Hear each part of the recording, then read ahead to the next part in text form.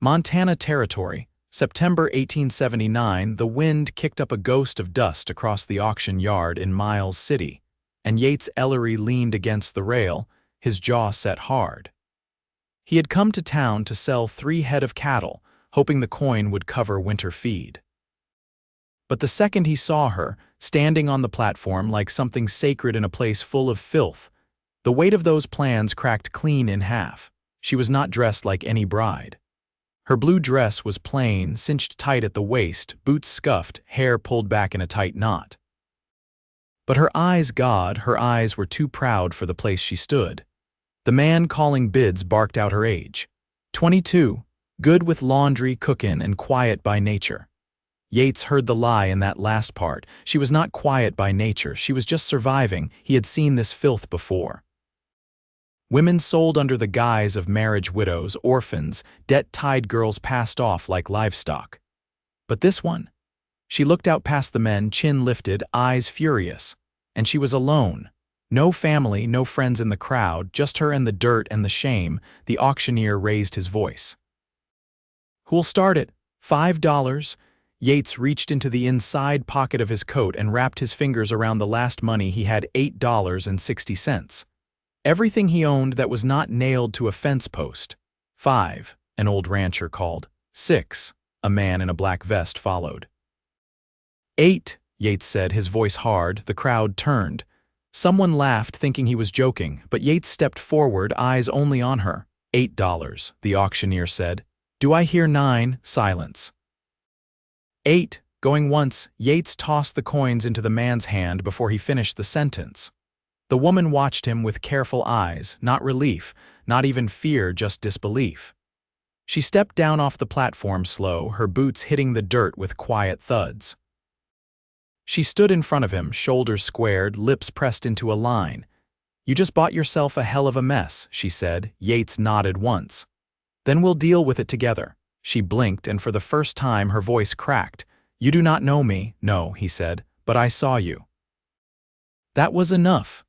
There were no papers to sign, no priest waiting in a church.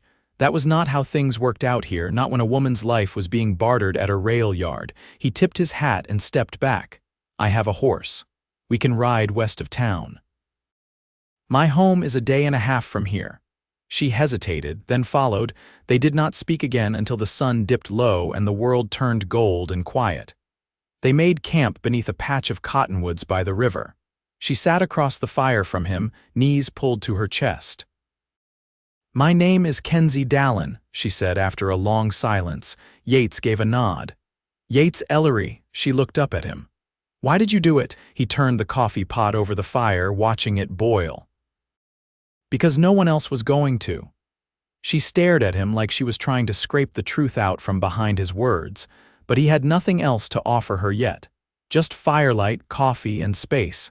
By the second day of riding, her posture eased. She did not flinch when he handed her dried venison or helped her down from the saddle. She still did not smile, but the hard edges around her mouth softened. The land opened up wider the farther west. They rode burnt gold hills, broken fences, and the smell of pine in the air. Near sundown, they reached his homestead. A one-room cabin with a stone chimney and a barn leaning a bit too far left. "It is not much," he said. Kenzie slid off the horse and looked at the place, then back at him. "It is not a man with liquor on his breath and hands that bruise." He felt something in his chest twist, not pity, just anger at whatever hell she had come from. Inside, he gave her the bed and set his own bedroll near the hearth. She did not argue. She just stepped into the room, looked at the walls, and sat down like someone trying to remember how to breathe. 3 days passed before she asked him why he had no wife. "Too much work," he lied. She raised an eyebrow. "Too much loss," he said instead. She nodded.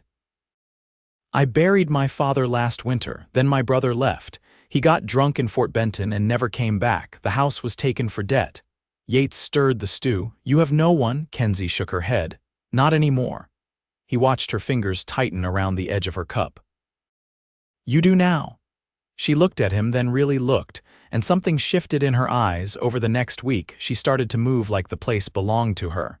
She swept the floor, patched the torn curtains, and stacked wood without being asked. She never spoke of what came before, and he never asked, but one night, as rain tapped soft against the roof, she stood by the fire and said, "You never touched me." He looked up from the chair, surprised. "I never bought you for that." Her voice was quiet. "Most men would have." He stood and crossed the room, slow, careful. He took her hand. It trembled in his. "I do not want a woman who is afraid of me," he said. She looked up at him, and something behind her eyes broke wide open. "I am not afraid of you," she whispered. He leaned in, not touching her, just close enough to feel her breath. "Then tell me what you want." Kenzie looked at him for a long time. Then she reached up, touched his face, and said, "I want to belong to someone who sees me." He wrapped his arms around her, slow, like she might vanish if he moved too fast. She leaned into him, and they stood there, firelight flickering over them, the storm outside forgotten. He had not planned to fall for her. But the moment she looked at him like he was the first man that had not tried to break her, that was the moment Yates knew. He had not just saved her, he had found her, and he was never letting go. The first frost came quiet in the night, leaving a silver film over everything. Kenzie stood beside the corral fence, sleeves rolled past her elbows, breath misting in the early light. Yates watched her from the porch, arms crossed, unsure when the sight of her had started to feel like the center of his morning. She'd asked to help with the horses 2 days back, not as a favor, just something she could do.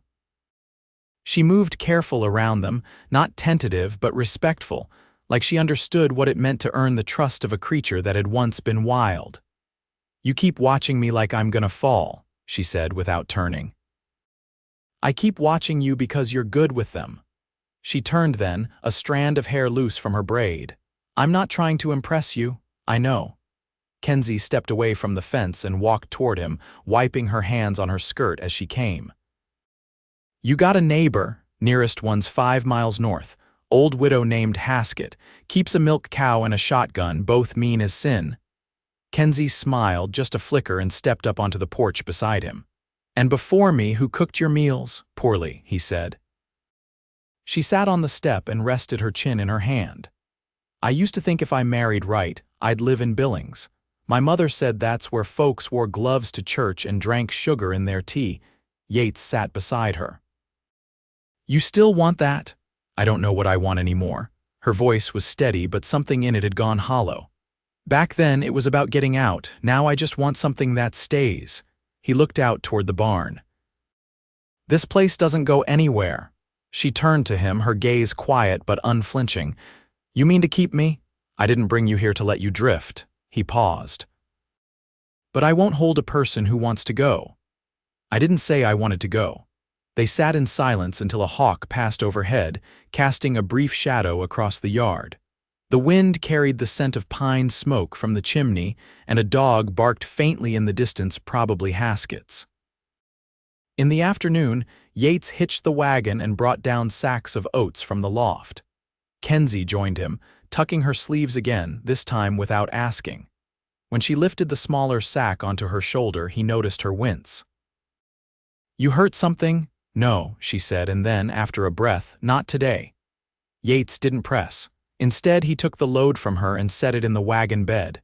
"There's a creek east of here. Runs cold even in summer. You want to walk?" She nodded once, and they set off across the field.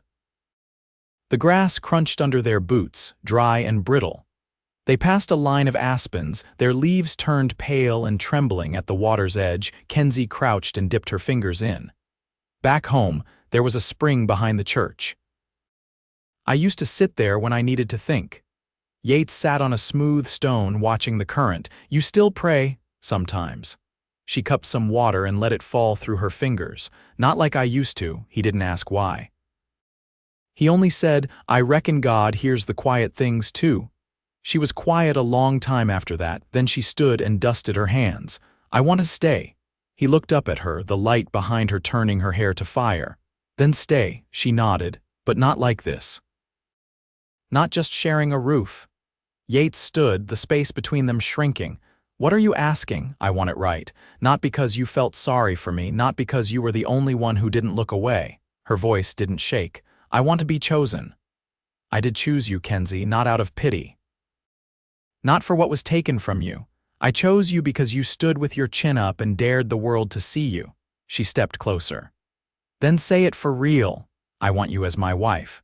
Her eyes closed just for a second, and when she opened them, he saw the steel and the softness both. "Then ask me like a man should."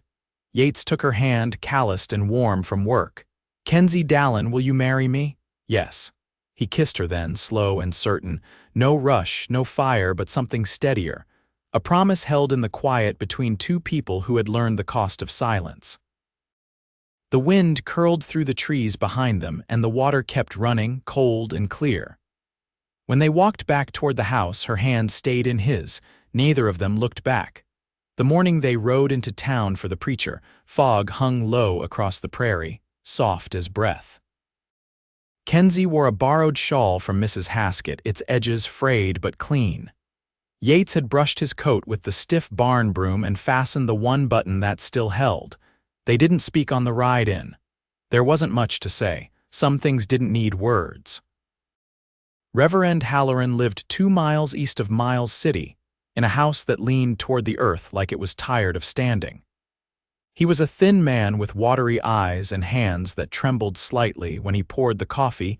He insisted they drink before anything else. "Marriage isn't light work," he said, settling into the chair with a worn Bible in his lap. "You understand what you're building?" Kenzie nodded. "We're not strangers." Yates looked at her, then back at Halloran. "We're choosing each other." "That's enough." Halloran studied them both for a long moment, then stood. "All right." The ceremony was spoken out back, near a split-rail fence that barely held its shape. A single chicken wandered through the dust as Kenzie and Yates stood opposite each other, hands clasped. Her fingers were cold but steady. When the final words were said, she didn't look away. Neither did he. Afterward, Halloran offered them a jar of jam from his cellar, raspberries put up last July. Kenzie accepted it with a quiet "thank you," and they rode back with the jar resting between them on the wagon seat. By the time they reached the homestead, the fog had lifted, and the sun pressed warm against the earth. Kenzie stepped down first, brushing her skirt smooth as she looked at the house. It hadn't changed, but now it felt different, like it belonged to her too. Inside, she unwrapped the jam, set it on the shelf, and reached for the flour sack. "We've got buttermilk left." "I can make biscuits." Yates leaned against the doorframe, watching her move. "You don't have to start working the second we get home." "I'm not working," she said. "I'm building something." He walked toward her, slow. "You want help? You ever sift flour before?" "No." "Then no." Later, they sat at the table with hot biscuits and what was left of the dried venison, the jam open between them. Kenzie chewed in silence, then broke a piece of bread and passed it to him. "I don't wear rings," she said, not looking up. "Don't like the feel of metal on my hands," he nodded. "I didn't get one." "Good." That night they lay together for the first time, not out of duty, not because it was expected, but because the space between them had grown too small to ignore. There was no rush to it, no fear, just skin against skin beneath the quilt, the steady rhythm of breath, the quiet murmurs as hands found purchase. When it was done, she curled against him, her forehead resting beneath his chin. "You're warm," she said. "You're real," he answered. Outside, the wind moved through the grass and the coyotes kept their distance. The lamp burned low, casting soft light over the wooden walls. In the days that followed, the rhythm of their life shifted. She took over the ledger book, noting feed costs and tracking the egg count from the hens. Yates repaired the barn door, the one that had sagged since spring, while she stood nearby with a hammer tucked under her arm like she meant to use it if he didn't do it right. One evening, she brought out a small cloth bundle and laid it on the table. "I found these in the trunk out back. Inside were scraps of fabric, some still holding the shape of old garments. I can make a quilt," she said. "Something proper." He traced one of the squares, the fabric worn soft with time. "You want me to help?" "No," she said. "But I'll let you pick the pattern." He chose a simple one, a 9 patch, easy to piece and strong when finished. She nodded once and began cutting, Sometimes they talked as she sewed and he carved fence posts. She told him about a chestnut mare she'd once ridden bareback through a rainstorm, her brother chasing behind, both of them laughing like they couldn't be caught. He told her about a snowstorm that had trapped him in the canyon for 3 days, living off jerky and melted snow, too stubborn to die. They didn't fill every silence, though. Some evenings they just sat on the porch, watching the light fade across the hills, her shoulder pressed against his. The quiet didn't press anymore. It held them. One night, as the fire settled low, Kenzie looked over at him from her chair. "You think we'll last?" He didn't hesitate. "We already are," she nodded. "There's still things I don't know about you. You'll learn 'em. There's things I'm still figuring out about myself." That's allowed. She looked at the quilt beside her, half-pieced. "I think I'm starting to believe it." He reached across the space and took her hand, rough from the needle, warm in his. "You don't need to be finished to be worth loving." She didn't cry. She only held on. And outside, the wind moved through the grass like it had always been there, waiting for them to stop running. The first real snow came before dawn, blanketing the hills in silence. Kenzie opened the cabin door and stood in the threshold, arms wrapped around herself, watching the flakes drift down like they had nowhere better to be.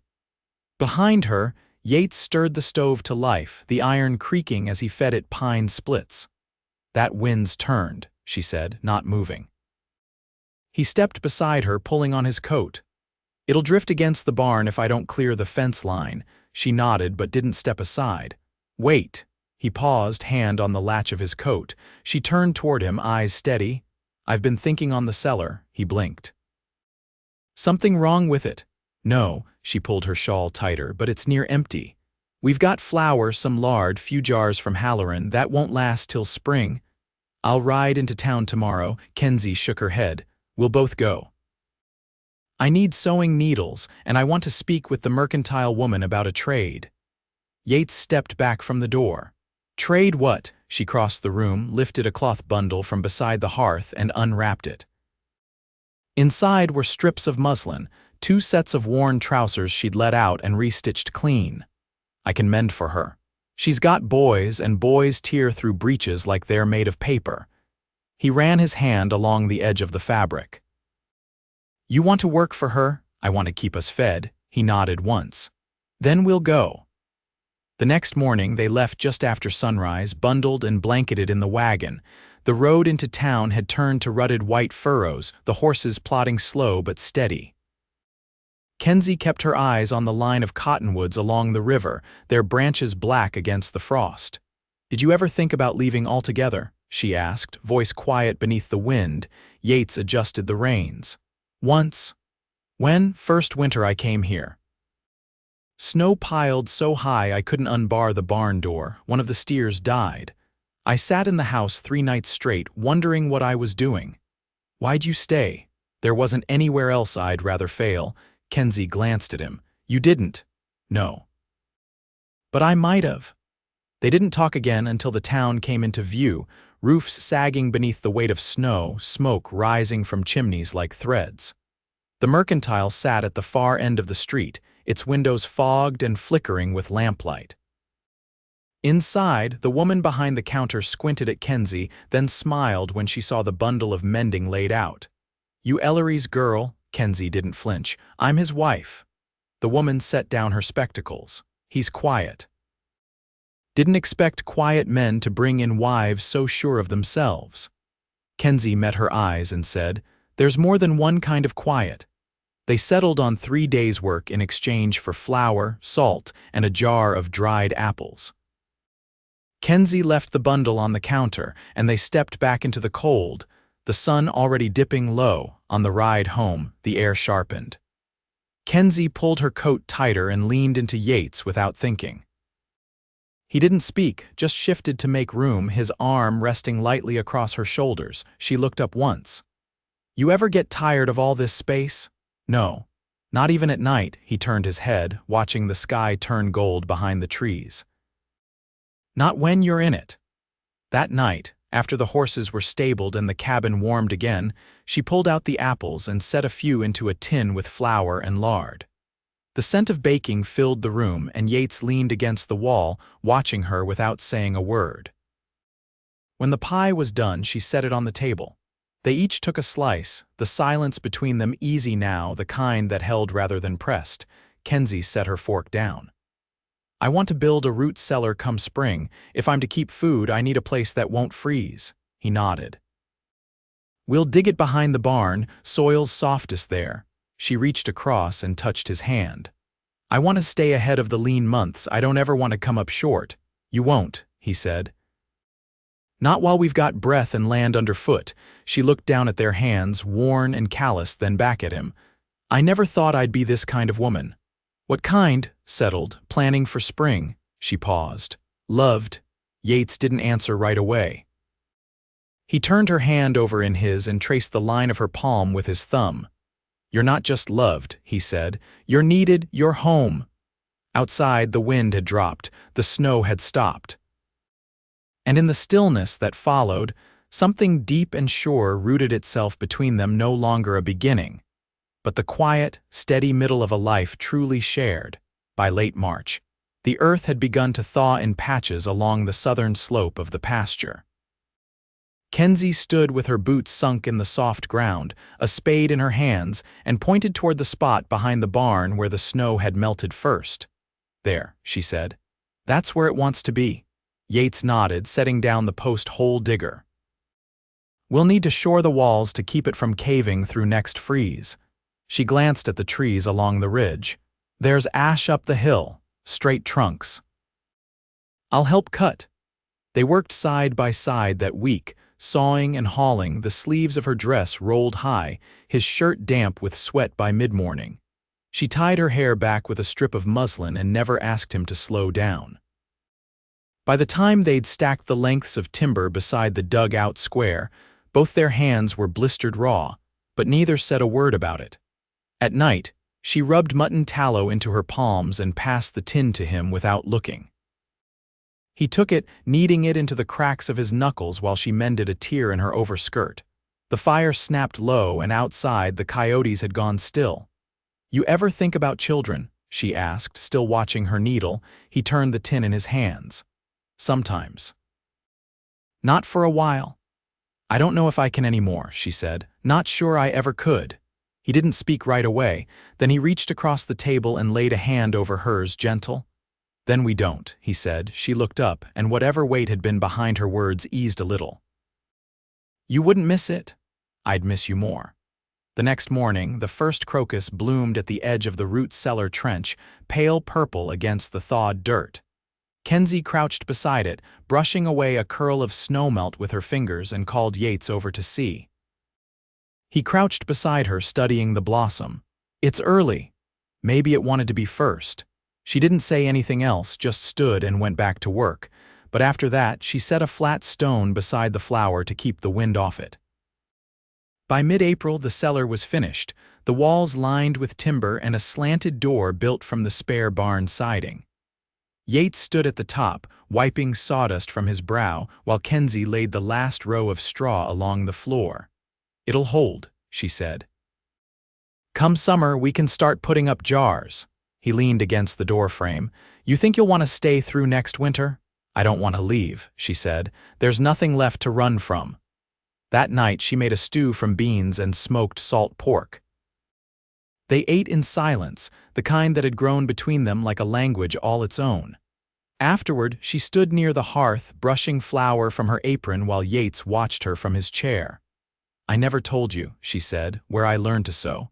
He sat forward. "You don't have to. I want to." She folded her hands. "There was a woman near where I grew up, widow named Alma. She let me sit with her after church and taught me how to hem by hand. Said hands were meant for mending, not just surviving." Yates stood and crossed the room. "You've done both," Kenzie nodded. "I'm trying to do more than that now."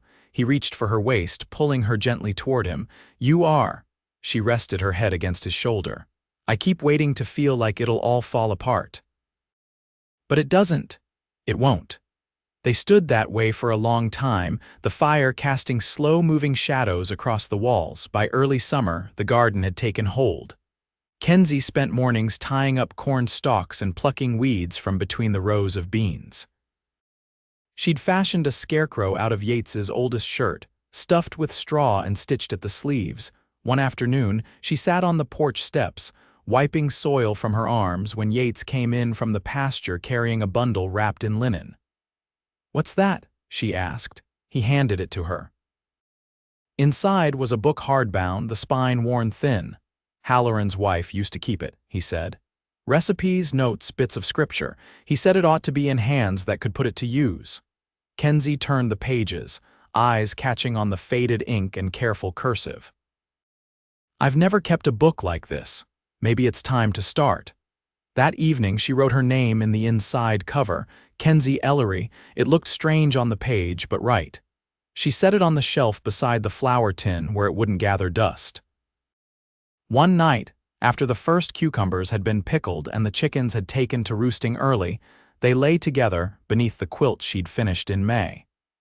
She traced the seam where 2 squares met a piece of his old work shirt stitched to the hem of her first apron. "I never thought I'd have anything worth holding," she said. Yates brushed her hair back from her face. "You've got this." She turned toward him, the weight of their days behind her, the steadiness of their nights ahead.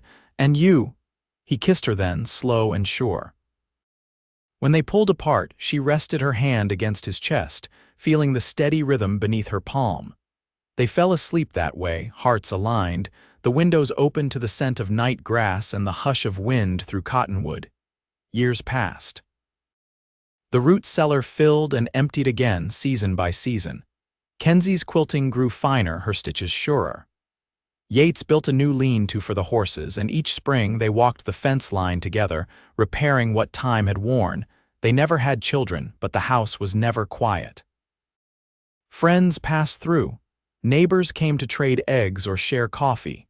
Sometimes, Kenzie taught a girl from up the ridge how to stitch a straight line. Sometimes, Yates lent a hand when a calf birth went sideways, and always they came back to each other. One afternoon, long after the leaves had turned again, Kenzie sat at the table, her fingers curled around a cup of tea. Yates came in with the last of the firewood, boots thick with mud. She looked up and smiled, soft and full. "We did it." He set the wood down and crossed to her. "We're still doing it." She reached for his hand and held it in both of hers. "I'm glad you saw me," he kissed her brow. "I always will." Outside, the fields lay quiet beneath the gold of autumn, and the wind moved slow through the grass, carrying with it the hush of everything that had ever been built by hand and heart.